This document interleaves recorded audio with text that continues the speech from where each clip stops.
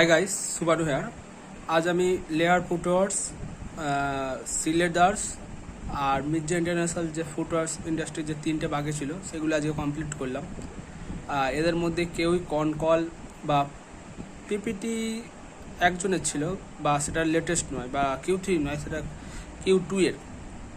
Currently Q4 চলছে, Q4 PPT result upload হচ্ছে। এই তিনটে কমপ্লিট করলাম। কারেন্টলি আমার ফুটওয়ার ইন্ডাস্ট্রিটা পুরোটা কমপ্লিট হলো। আর আমি হিসাব করে দেখলাম কারেন্টলি আমার ট্র্যাকিং, মানে এখনও পর্যন্ত যে কটা বিজনেসকে পড়েছি, মানে ঠিক মতো কতটা মনে আছে আমি জানিনি। কারেন্টলি 85 to 90 বিজনেস আমার অলরেডি পড়া হয়ে গেছে। এবার দেখা যাক, এই 100টা হয়ে যাওয়ার পর আমি সেগুলোকে আবার রিভাইজ দেবো, দেখবো কোনগুলো বিজনেসগুলো ভালোভাবে মাথায় ঢুকেছে, কোনগুলো ঢোকেনি। এই 100টাকে ভালোভাবে Q1-এ পুরোটা আবার রিভাইজ দেবো, যে কোন বিজনেস মডেলগুলো আমার ভালোভাবে মাথায় ঢুকেছে, কোনগুলো ঢোকেনি। আর এর মধ্যে যদি কোনো বুঝতে অবস্থা থাকে আমি পুরোটাই আবার রিপিট দেবো, ঠিক আছে।